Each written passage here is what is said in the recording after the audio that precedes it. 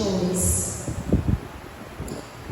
Planos para matar a Jesus. O de vocês está assim também? Conspiração para matar Jesus? Tudo a mesma coisa. Fala assim: estava, pois, perto a festa do quê? Dos pães sem fermento. No seu deve estar pães asmos, né? Não é asmo não, tá, gente? É asmos, né? Chamada o quê? Então vamos lá. Estava, pois, perto a festa dos pães sem fermento, dos pães asmos, chamada. O que é a Páscoa? O que é a Páscoa? O que é a Páscoa? É das criancinhas. Não tem nenhuma pequenininha. O que é a Páscoa? Vem cá. Ele aprendeu aqui na igreja. Olha a importância. A Fabiana até gelou já lá. O que é a Páscoa? Olha aqui, parabéns, viu? Pode sentar lá, obrigada. Tá vendo que ele aprendeu aonde? Mas o que na escolinha a gente sempre ensina, e elas ensinam, a missionária Cléia coloca exemplos. Então ela coloca lá a cruzinha. Mas o que é para muitas crianças a Páscoa? Chocolate, coelhinho, né? Então, o que era a Páscoa? O que é a Páscoa para os judeus, né? Não é o que era, não, é o que é para eles, até hoje. A Páscoa para os judeus, ele é a libertação, lembrando a libertação lá no Egito.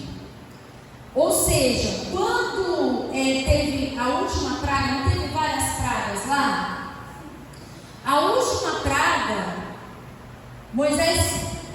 Deus, né, pediu através de Moisés que eles matassem o cordeiro.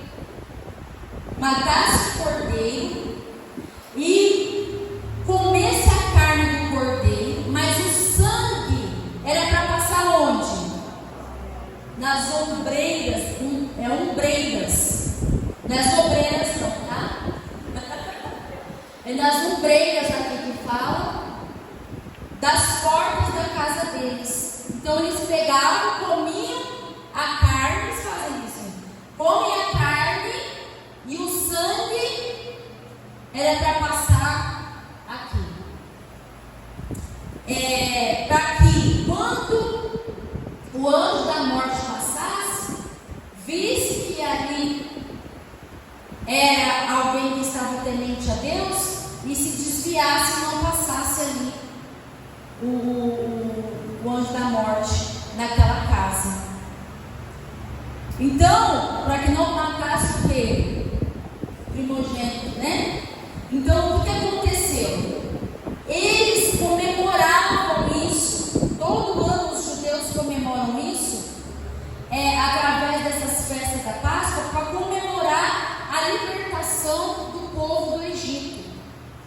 Então, eles sacrificaram o cordeiro e aquele sangue foi a comemoração da libertação. E o pão sem fermento, quer dizer que eles saíram com pressa, porque eles tiveram que sair com pressa, porque Faraó permitiu que eles saíram com pressa, a ponto de nem ter como o pão, a massa crescer, né? Para deixar o pão com a massa crescer.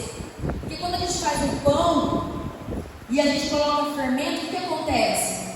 A massa cresce. Então eles nem tiveram tempo para aquela massa, o quê? Eles saíram ali do Egito. Então, por que amargo? Para eles lembrarem, isso aqui é para nós precisamos explicar. É para eles lembrarem o quanto que os egípcios tornaram a vida dos hebreus difícil, o quanto eles foram escravos. Então, todo ano, esses judeus, eles mastigam esse pão asmo, que é aquela erva que eles colocam amarga, para lembrar da época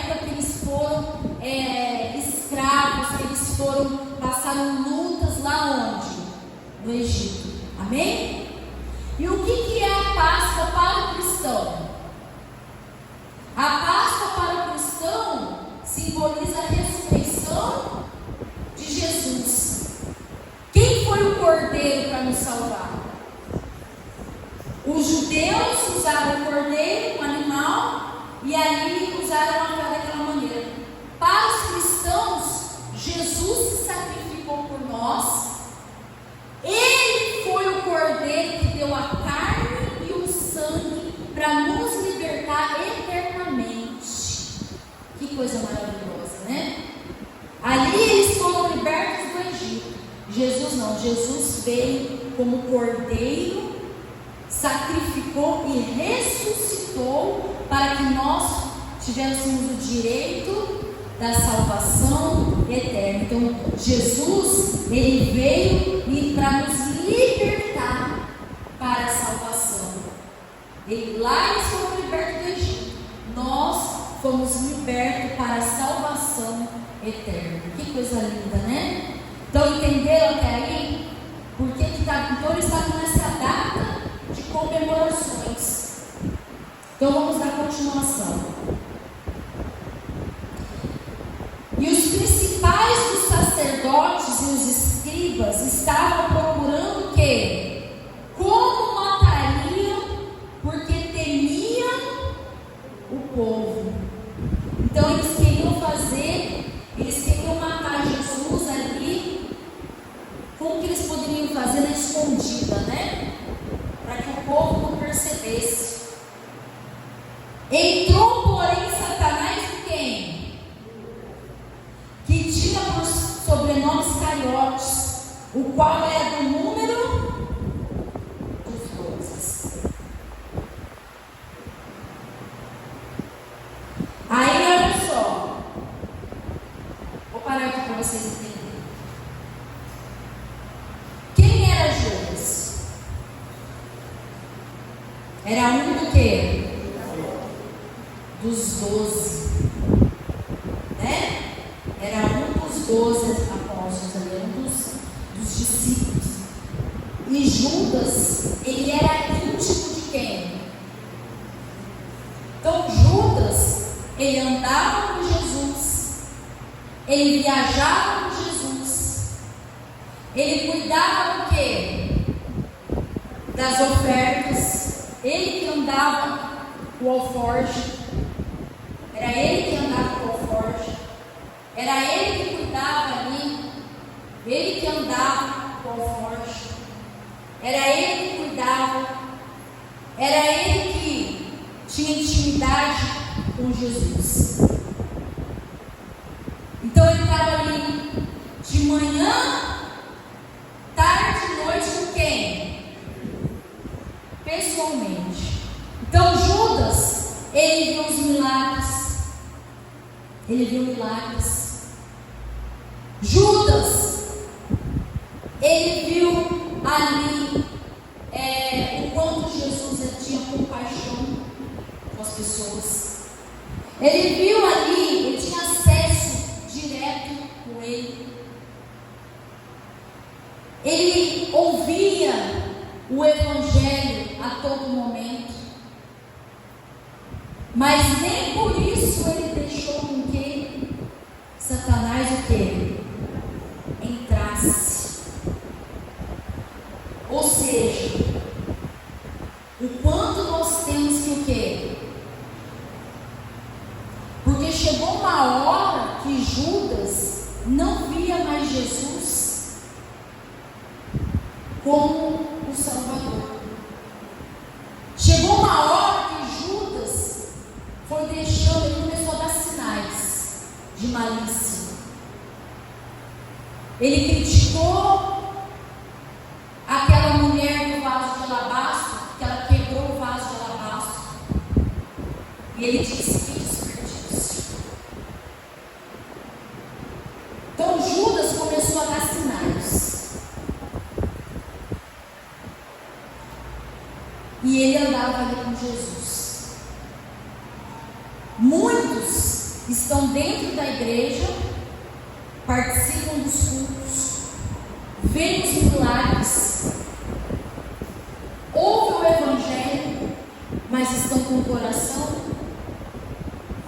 endurecido, influenciado por Satanás. Mesmo aonde a pessoa vem, ela ouve, ela é orientada, ela vê os milagres, mas chegou um momento que ela já se deixou influenciada por quem? E o diabo, quando ele vê que a pessoa é um alvo fácil de ser influenciada, então ele permite certas pessoas chegar perto dela, porque ela sabe que ela é um alvo fácil para ser enganada, um alvo fácil para se deixar levar. Judas começou a olhar para o lado material. Ele começou a assinar lá atrás, quando ele falou: que desperdício, quebrando um vaso de alabastro nos pés de Jesus. Ou seja, ele considerou as coisas materiais acima de Jesus. Então, só para você entender aqui, vamos no quadro. Ele foi, risca aí.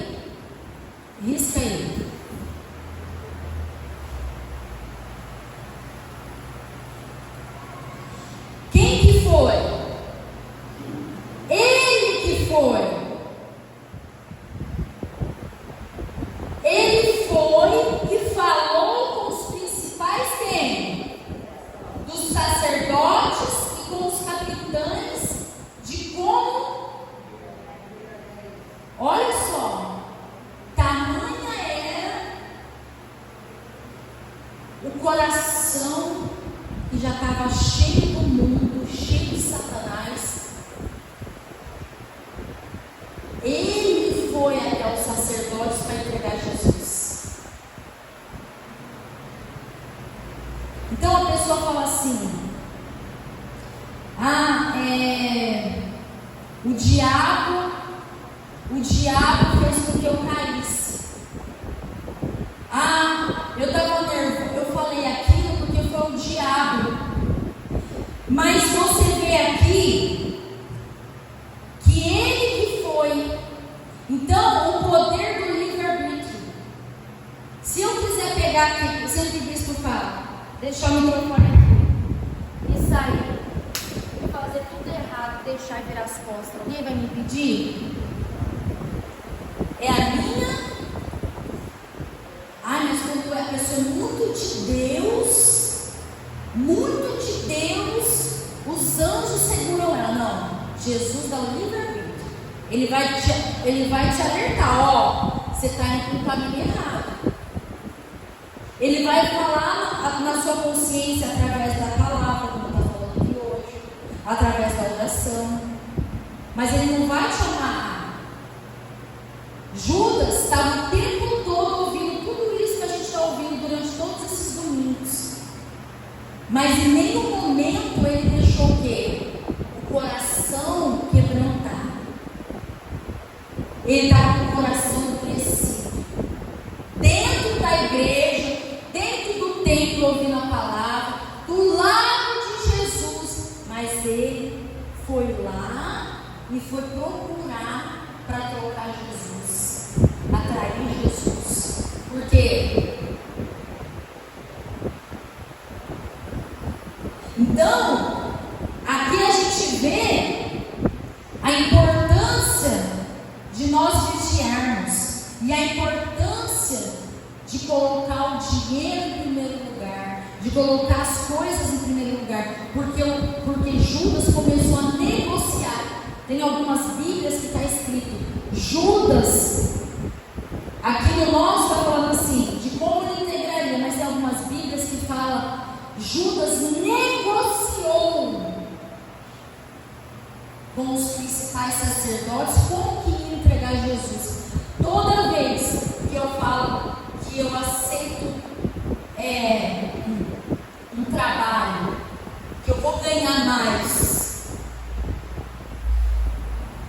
e eu vou deixar de vir buscar Deus, o que eu estou fazendo? Eu estou negociando. Então, aquilo que já para mim, quando eu comecei a buscar Jesus lá atrás, eu falava assim: não, Jesus em primeiro lugar, Ele vai prover na minha vida, eu confio em Jesus. Eu não vou aceitar esse trabalho porque eu não vou ter tempo de ir um domingo na igreja, eu não vou ter tempo de buscar Deus, eu vou chegar em casa cansada, eu não vou conseguir orar, eu não vou conseguir estar lendo a Bíblia, então eu vou vigiar. E Deus começou a prover, mas chegou um momento que ela começou a endurecer o coração como Judas, então ela começou a negociar o tempo dela. Então aquilo que para ela, lá atrás, ela via como algo de as curas, as libertações, ela via os milagres, para ela já começou a se tornar algo comum. Mais um dia, mais um milagre, mais um testemunho, a mais uma palavra, mais uma quarta-feira, mais um domingo, a mais uma palavra. Então isso é para mim como pastora, é para os obreiros, é para os missionários, é para os membros, porque ele era apóstolo, estava do lado de Jesus. Então, ele começou ali a negociar, e a gente muitas das vezes negocia com o mundo. Aquelas amizades que a gente vigiava no começo, começou já o quê? Ah, não é bem assim, não. A gente não pode desfazer das pessoas, né? Ah, Jesus entende que eu tenho que ir com um churrasco, uma roda de samba. Jesus entende. Jesus entende, né, que eu estou cansada hoje. Eu não vou evangelizar, não. Jesus entende. Estou cansada. O que você está fazendo? Começou a negociar. Já está negociando com o mundo, negociando os prazeres da carne, já está negociando ali as coisas, já acha desperdício. Eu na igreja 3 vezes, que desperdício. Aí ela já começa a ouvir as amizades: vocês não ficam enfiados dentro da igreja? Judas, que desperdício quebrar esse vaso de alabastro nos pés de Jesus. Que desperdício você ficar tanto tempo na igreja. Que desperdício você tão nova já se dedicando na igreja. Que desperdício. Os sinais da traição. Os sinais que você já está dando de levar aonde? A traição. E virar as costas. Ah, antes ela falava assim: nossa, que pregação forte. Hoje a pregação foi só na cara. Você falava assim: hoje a pregação foi só murro na cara, né? Murro na carne. Ah, Jesus, me amassa como pão, como eu sou o vaso, tu és o oleiro. Vai se passando os anos, daqui a pouco começa: que grosseria, está me dando indireta. Ah, já começa a querer saber mais do pastor. E eu tenho essa impressão aqui com algumas pessoas. Sabe quando a gente está falando, mas a pessoa, ela se coloca numa posição assim de, sabe, que ela sabe mais? Não que eu saiba mais, eu não sei nada não, eu estou aprendendo com vocês. Porque o dia que eu falar que eu sei mais, eu já saio daqui. Jesus bota outra. Mata, leva, faz alguma coisa, você não, vamos levar antes que perca. Se perca, vamos. Jesus já faz assim. Então, a gente vê que a pessoa, já sei isso. Aí você já fiz. E a pessoa entra numa discussão ali da Bíblia. E às vezes ela pensa, e às vezes a gente fala para ela fazer uns propósitos, sabe quando ela pensa? Você está ali, ela está ouvindo, mas sabe quando você sabe que ela não vai fazer?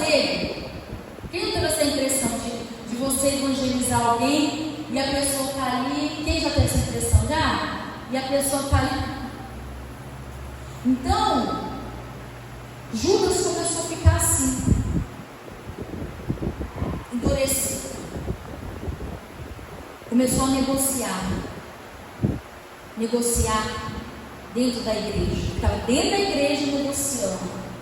Aí você fala, meu Deus, como que Judas falou isso para a mulher do vaso de alabastro e falou isso para outra pessoa?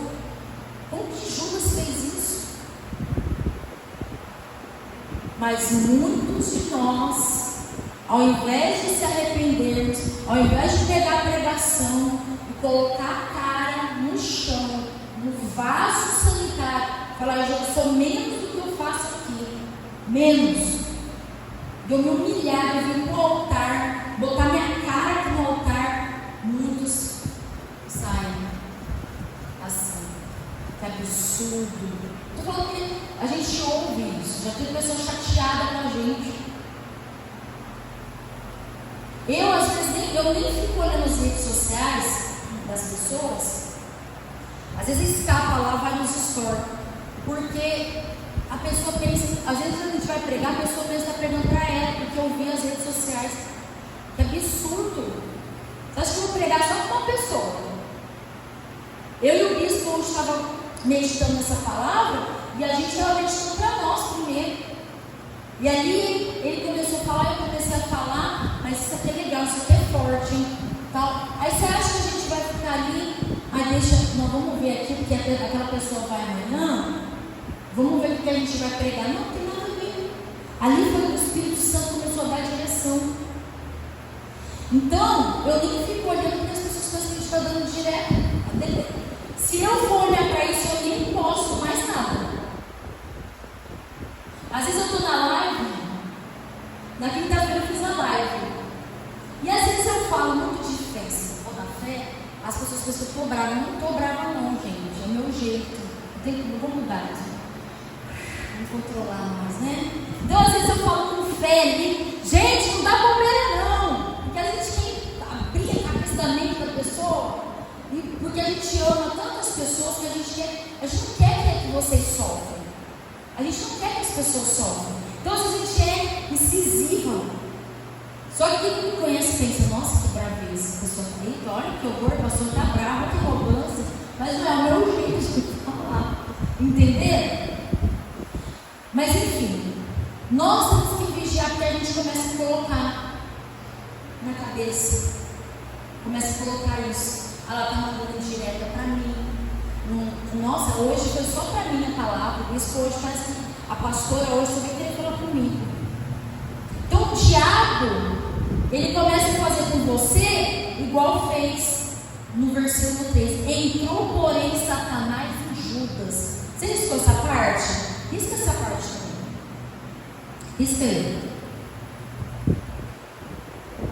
Risca. Então, você vê que o diabo começa a criar situações. Que desperdício você... uma coisa que eu esqueci de falar, que isso aqui é importantíssimo.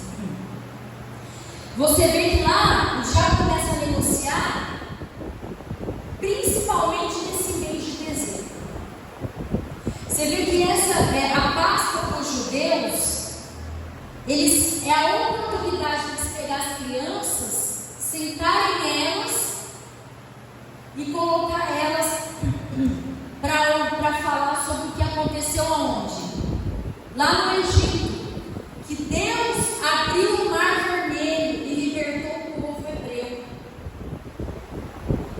O mundo hoje, o que ele faz na Páscoa? Qual é o personagem principal do mundo? Você vê que o diabo sempre cria um personagem querendo tirar a glória de quem? O que é no Natal? Qual é o personagem principal do Natal?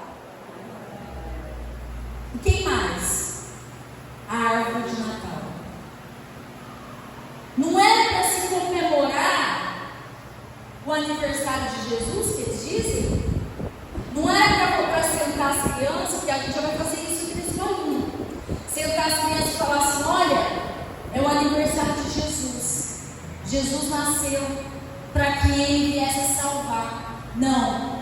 O diabo já criou uma situação, criou um personagem para tirar a glória de quê?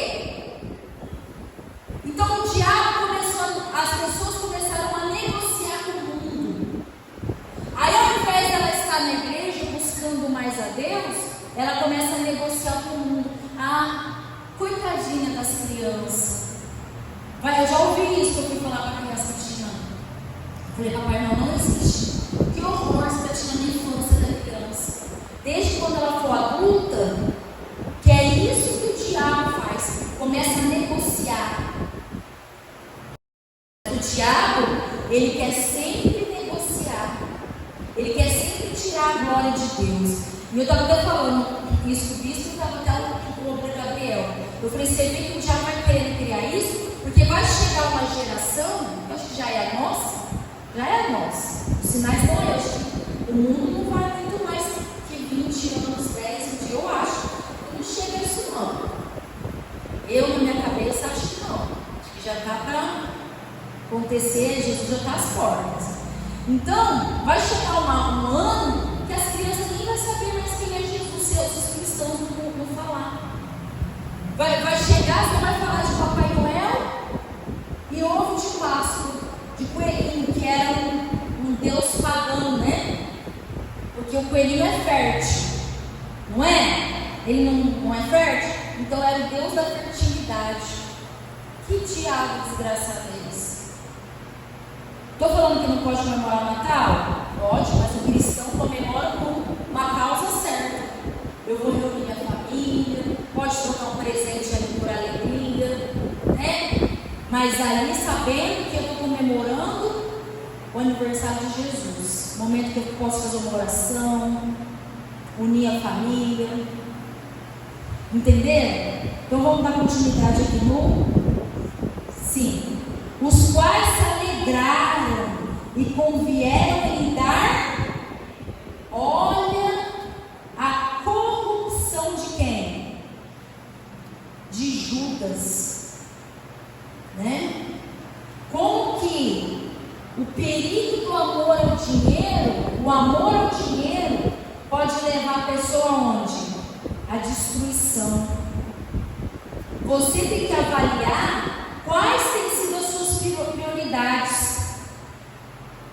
Se as suas prioridades não estão sendo os valores materiais, será que a sua prioridade é em querer a ganância pelo dinheiro, pelos status, pelo poder, está sendo maior que a devoção a Deus? Como que tem sido? Porque se tem sido assim, quem que está se alegrando?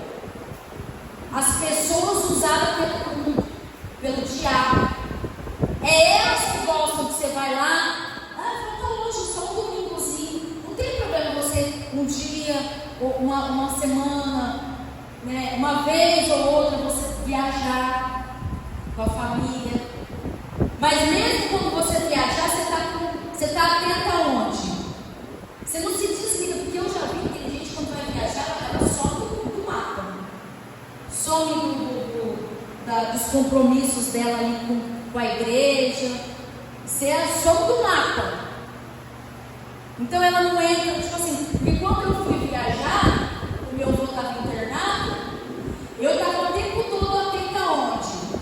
Na live. Não é a mesma coisa. Não é a mesma coisa. Eu fui uma missionária. Pelo amor de Deus, eu não vejo a hora, porque eu não estou aguentando ficar aqui sem ir na igreja. Então não é a mesma coisa, mas pelo menos eu estou o quê? Eu estou atenta. Eu estou orando, eu estou jejuando, mas eu estou atenta ali na live. Tem uma senhora que ela está toda. Ela cai, não estou indo na quarta, mas ela já está tadinha. Eu tenho até que separar para ela. Ela, pastora, bispo, cadê o senhor quer me dar os estudos? Onde estão os estudos? Eu quero os estudos, onde está? E ela já falou umas 3 vezes para nós, até com vergonha. Ele está sendo corrido. Ela não veio, ela falou, só essas 2 partes, pastor, só essas 2 partes. Ela não está aqui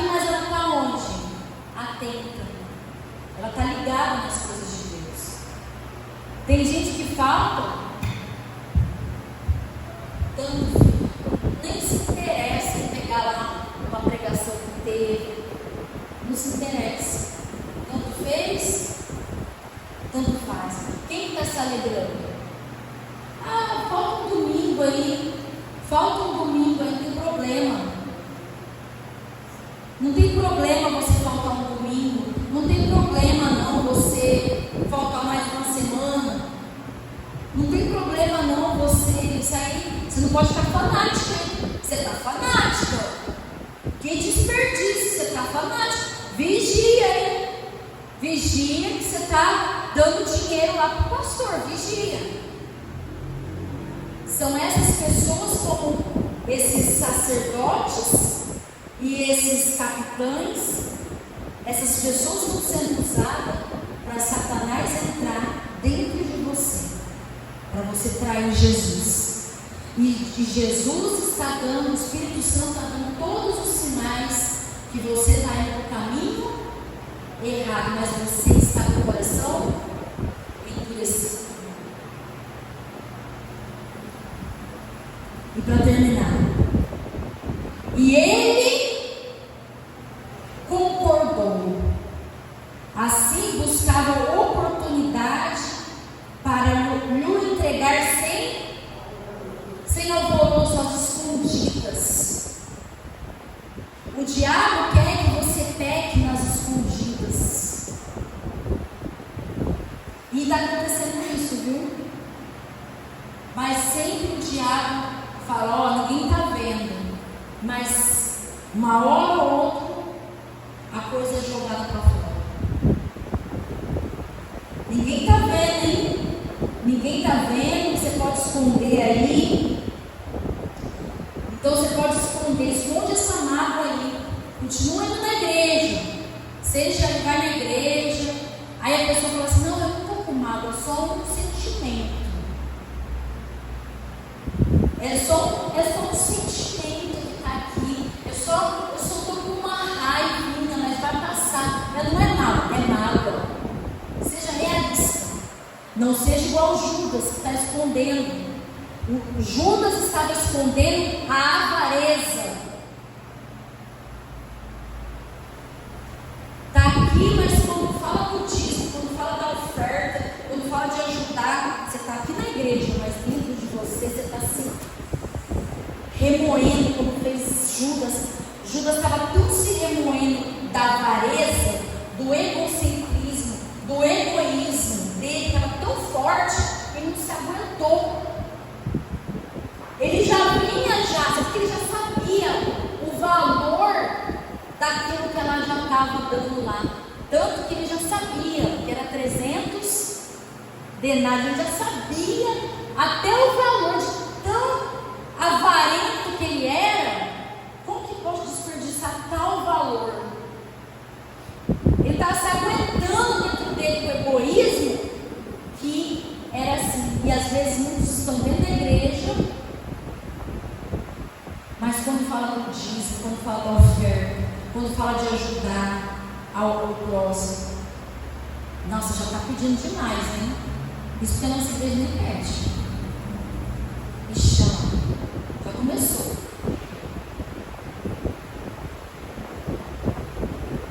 Então, começa a fazer isso. É um desperdício. Aí começa a endurecer o coração. Aí a pessoa fala, não estou com mágoa. Está com mágoa. E essa mágoa, se você não reconhecer, olha, eu estou com mágoa, Jesus, você vai ficar igual Judas. Dentro do lado de Jesus, ouvindo o Evangelho, mas com o coração endurecido. Eu não estou com mágoa não, eu só não posso falar e nem ver aquela pessoa na minha frente. Se eu ver aquela pessoa na minha frente, é mágoa. É mágoa. E você precisa reconhecer isso imediatamente. Não, eu gosto da igreja, eu não concordo com o dízimo.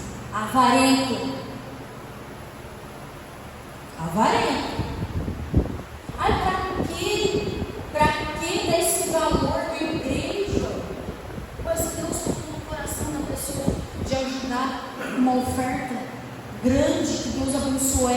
e ela crê que muito mais tem o quê? Por enquanto, às vezes a pessoa perdeu tanto na vida e ela quer dar algo que vai ajudar na congregação dela, que vai ajudar no conforto, que vai ajudar na igreja, que vai chegar para as pessoas sofridas, que vai ajudar na obra. Qual o problema? Mas alguém vai dizer, nossa, isso aí já é demais. Você podia pegar esse valor e aproveitar nisso aqui. Um desperdício isso. Avarento, avarinta. E a gente precisa se analisar. Eu, você, precisamos nos analisar urgentemente. Dá para completar, mas mais para frente a gente vai ver mais sobre Judas. E a gente vai ver que nós temos um livre-arbítrio. Porque embora Satanás entrou em Judas, e ele que foi lá, ele não foi amarrado. Então você vê o poder da escolha. Você escolhe. Se você tem gente que fala assim, eu não vou servir a Deus porque vai que o diabo se levanta. Não existe isso. Ou você serve a Deus, ou você serve o diabo. Se você não está servindo a Deus, você está servindo o mundo. Se você não está servindo a Deus, você está tendo mais tempo para quem? Para o mundo. Agora, se a sua vida está sendo preenchida com as coisas de Deus, então você está sendo suprido com as coisas de Deus. Não existe isso. Se eu servir o diabo, vai que ele levanta contra mim. Não existe. Ou é a Deus, ou é o diabo. O diabo está negociando com você. Não vai não, hein? Não vai ser um obreiro, não vai evangelizar. Cuidado, porque o diabo está negociando o seu tempo e a sua vida com o mundo. Está negociando. Não tem nenhum termo. Então, embora Satanás tenha influenciado aí o Judas, ele que fez a escolha dele. Foi ele. Eu escolho o seu nome. Então, é a escolha. E Judas fez a escolha dele consciente. Quando a gente peca, que a gente se revolta contra alguém, e a gente vai espragueja alguém, e a gente agride alguém, e a gente adultera, a gente se prostitui. Depois de ter vindo à igreja e ouvido, a gente está fazendo a escolha o quê? Consciente. Está consciente do que está fazendo. Então ela está consciente que ela está mentindo. Ela está consciente que ela está se entregando a Satanás. E daqui a pouco ela já vai trair e virar as costas. E vai se entregar para o mundo como fez Judas. Amém? Então eu e você somos responsáveis pelas nossas escolhas. Pela escolha que eu trilho na minha caminhada. Ninguém é culpado das coisas que a gente enfrenta. É as nossas escolhas. Amém? Entenderam? Você tem que buscar o discernimento para tomar as decisões, discernimento e sabedoria para você tomar as decisões certas com Deus. E como você vai buscar? Congregando, lendo a Bíblia, orando, jejuando, para que quando vir as situações na sua vida, você saiba como resolver com a direção de Deus. Amém? Quem entendeu? Fique de pé no seu lugar.